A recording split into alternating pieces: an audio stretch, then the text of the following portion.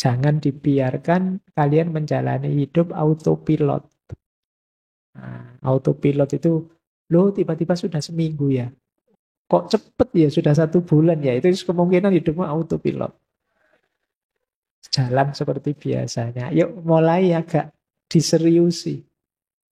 Putusan demi putusan, langkah demi langkah. Biar tambah baik kualitas diri kita. Dan biar kita tambah bahagia.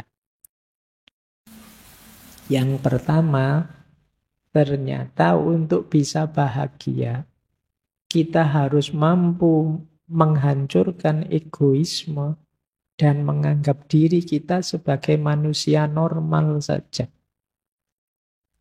Ini penting menurut saya ya. Menghancurkan egoisme itu yang tadi. Rasa benar, rasa penting, rasa tinggi, rasa hebat. Ini semua ego. Lebih kondusif kita merasa sebagai manusia biasa saja. Iya, saya punya kelebihan, tapi ya ada kekurangannya. Iya, saya ngerti bidang ilmu ini, tapi banyak bidang ilmu yang lain yang saya tidak bisa. Iya, saya ini manusia yang ada hal-hal yang dikagumi orang, tapi sebenarnya banyak juga dalam diri saya hal-hal yang memprihatinkan. Ini namanya hidup sebagai manusia normal saja. Jadilah manusia biasa saja. Ini lebih membahagiakan. Karena kalau kita mengidentifikasi diri kita dengan ego-ego besar tadi, jangan-jangan lelah hidup kita. Karena identifikasi sesuatu itu kan implikasinya kita harus begitu terus. Misalnya teman-teman mengidentifikasi saya ini Pak, santri Pak, saya ini orang soleh loh Pak. Oh itu kan terus abot kan, kamu kapanpun harus acting sebagai orang soleh. Nanti dengar adzan, wah ke masjid ini. Terus nanti dengar, terus kamu dituntut begitu. Mending ndak usah woro-woro, ndak usah deklarasi, biasa saja.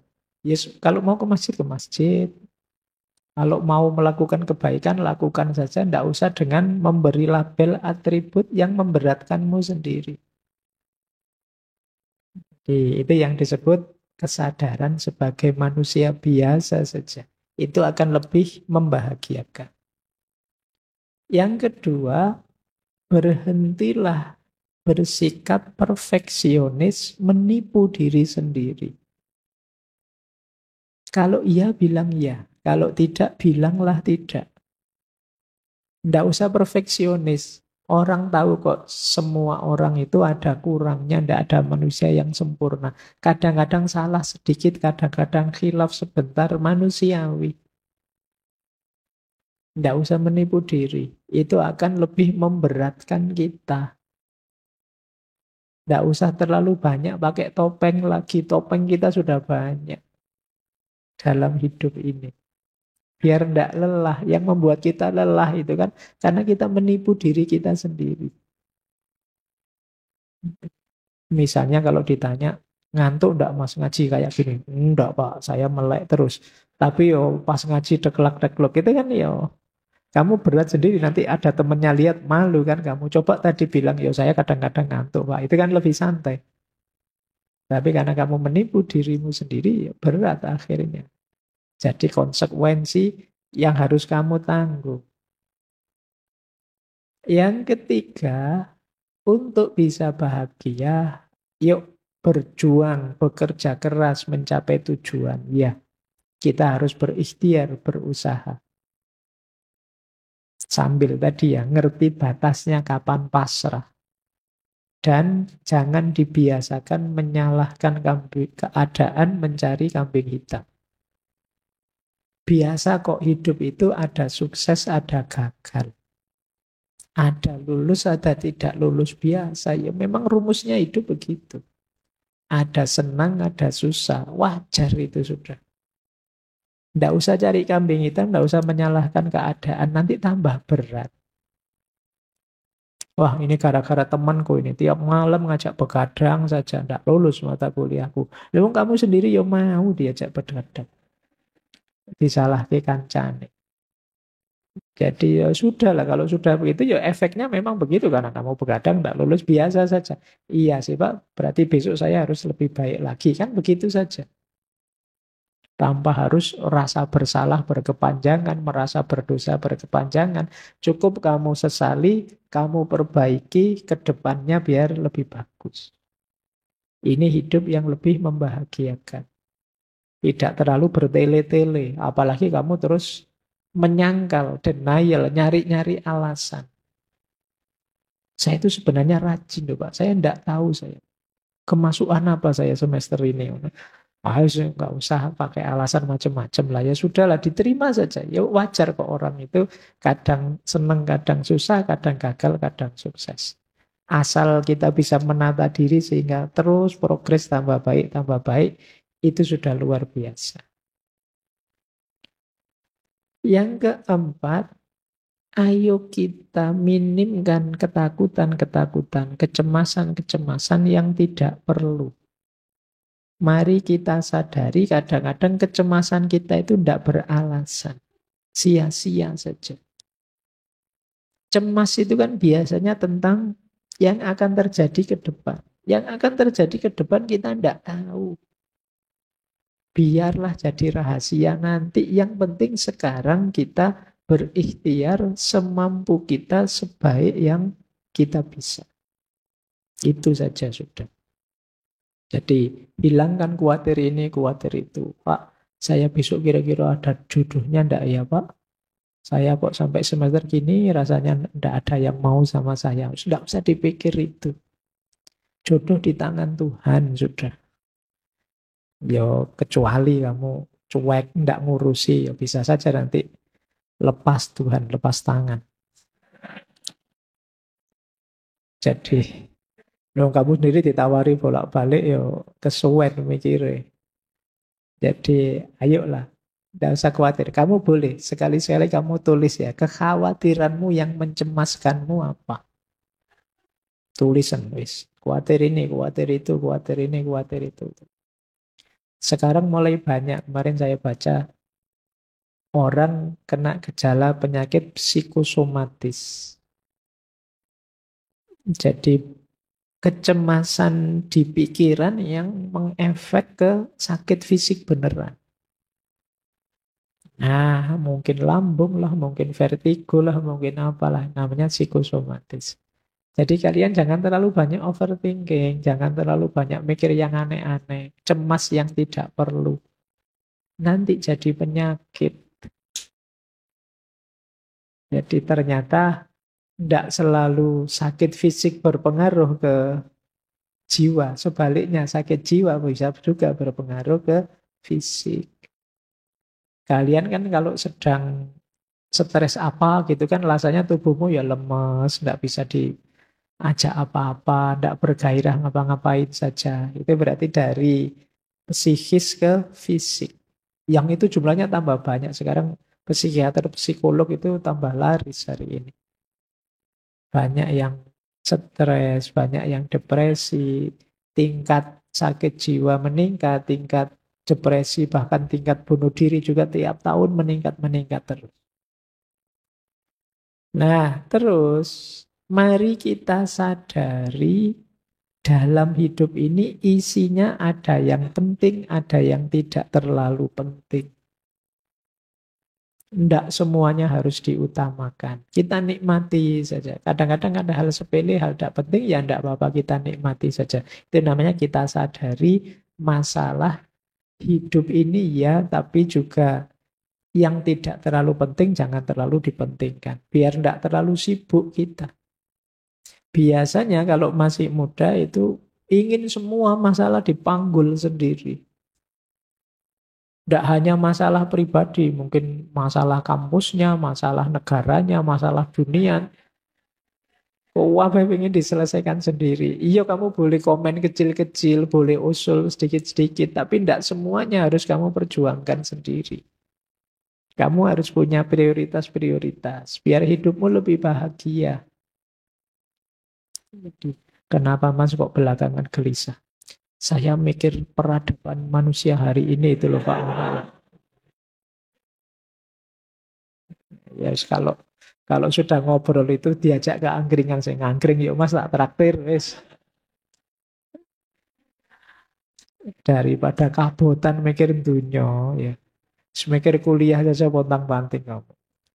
Ya nikmati hidupmu. Kamu boleh usul, boleh punya gagasan ini itu. Tapi tidak harus semua masalah kamu panggul sendiri.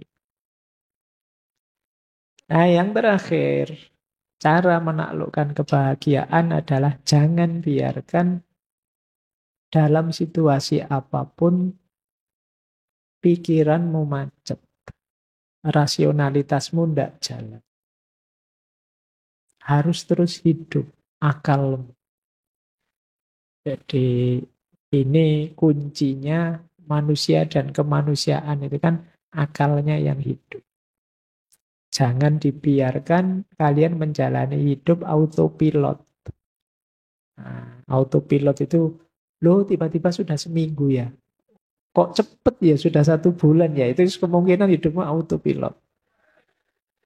Jalan seperti biasanya. Yuk mulai agak diseriusi. Putusan demi putusan, langkah demi langkah. Biar tambah baik kualitas diri kita, dan biar kita tambah bahagia. Nah, ini kesimpulan-kesimpulan dari cara menaklukkan kebahagiaan dari bukunya Russell tadi. Normalnya yang dijelaskan tadi. Terakhir saya ingin masuk ke beberapa quotes dari buku itu yang menunjukkan ada sisi yang berbeda dalam gagasan tentang kebahagiaan ini. Yang saya sebut anomali-anomali. Yang pertama, ini menunjukkan orang iri dengki tadi. Ternyata menurut Russell, jika di dunia saat ini ada banyak orang yang lebih menginginkan kebahagiaan diri mereka sendiri daripada menginginkan ketidakbahagiaan orang lain, kita mungkin akan mendapatkan surga dalam beberapa tahun ke depan. Dari sini bisa kita simpulkan ternyata sebagian besar orang lebih banyak menghabiskan energinya untuk membuat orang lain tidak bahagia dibandingkan untuk membuat dirinya bahagia. Ini menurut pengamatannya Russell. Jadi banyak orang yang perspektifnya negatif terus tentang orang lain, sehingga dia terus iri, terus dengki. Dia tidak rela kalau yang lain dapat kenikmatan. Sementara dirinya tidak. Karena dia ingin lebih tinggi terus, lebih tinggi terus.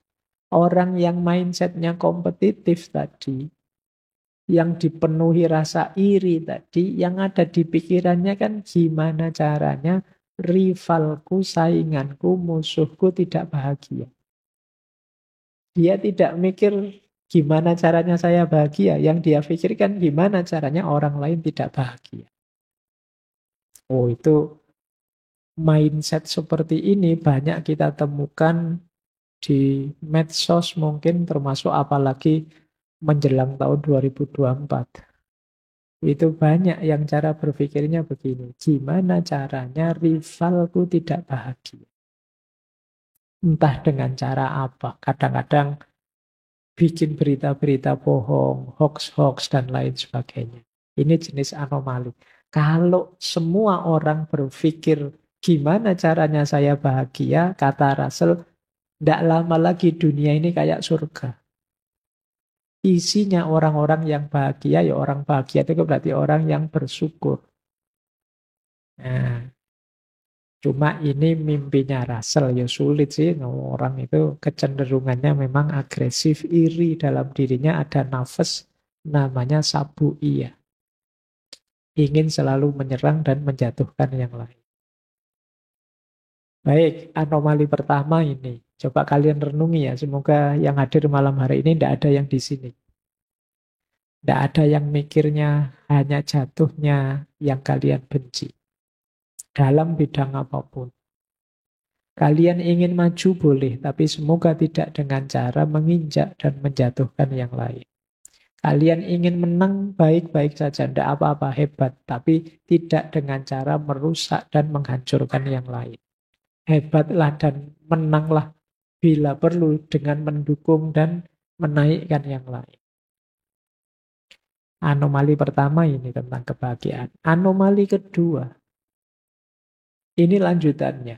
Menurut cermatannya Russell lagi, beberapa orang hanya bisa bahagia dengan membenci orang lain, bangsa lain, atau kepercayaan lain.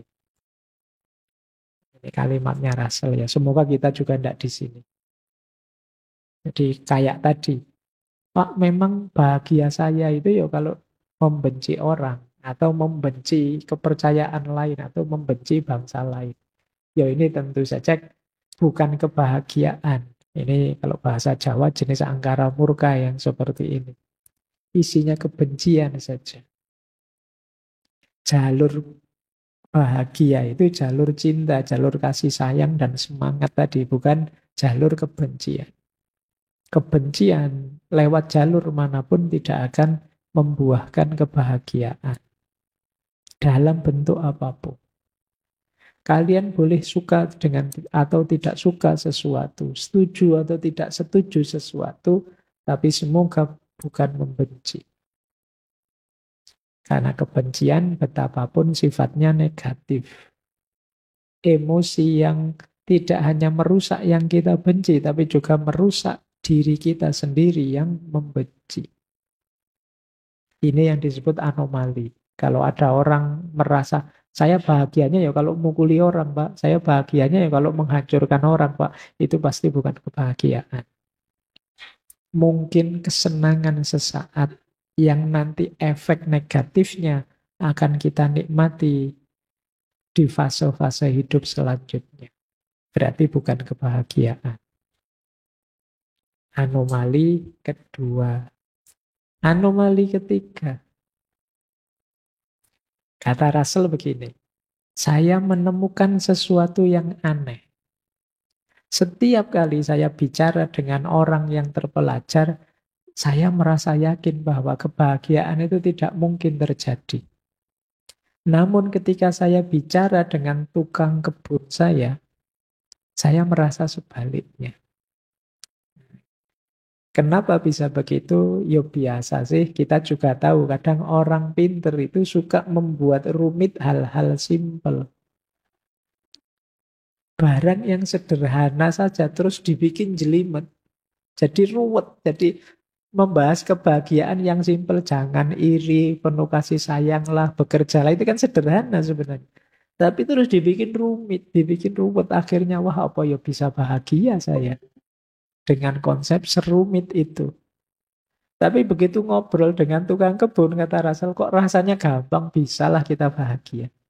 Coba ngobrol dengan orang biasa-biasa itu. Target-target hidup yang membahagiakannya simple. Tidak jelimet. Kalau kalian ditanya, gimana caramu bisa bahagia? Wah, saya ingin jadi manusia yang bisa eksistensinya berkontribusi pada kehidupan baik di level vertikal maupun horizontal. Di mana?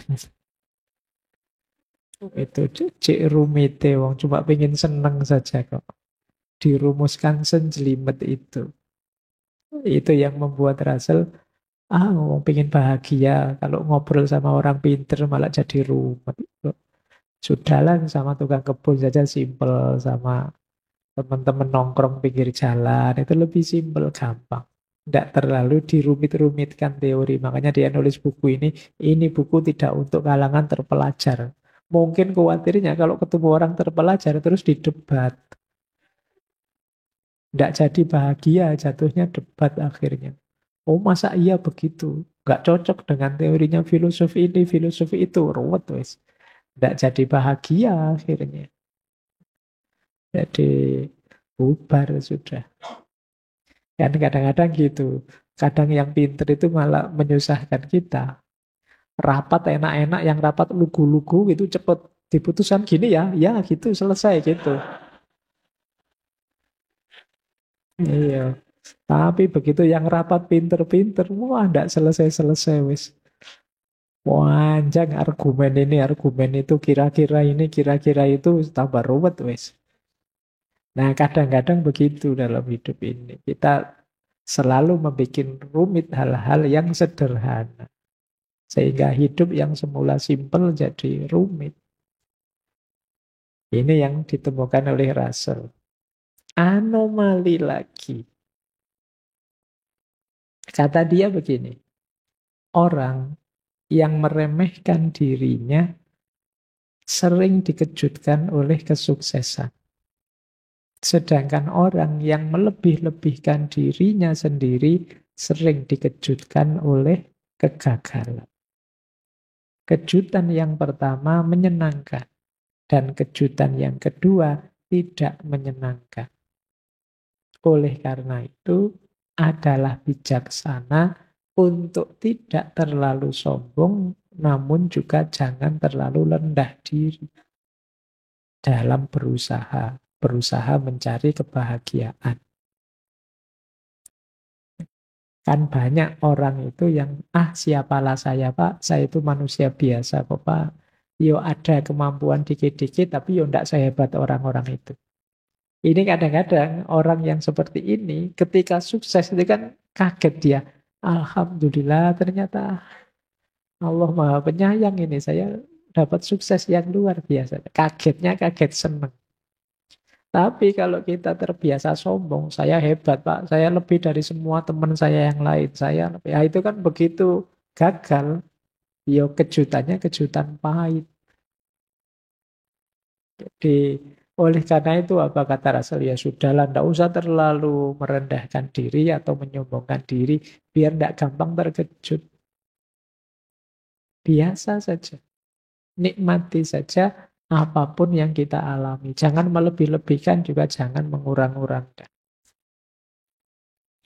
Yo, paling enggak yang paling negatif ya melebih-lebihkan karena kekagetannya kekagetan yang negatif.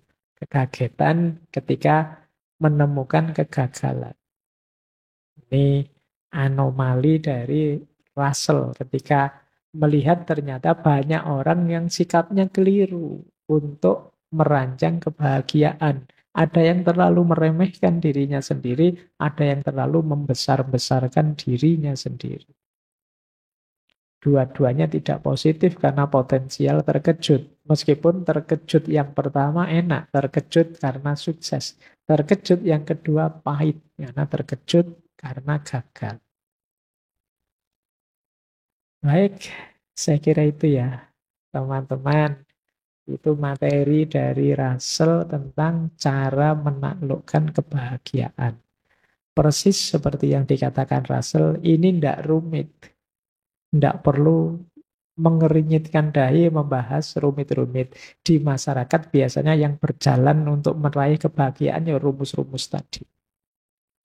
Tinggal bagaimana pentingnya kita menghidupkannya dalam keseharian kita.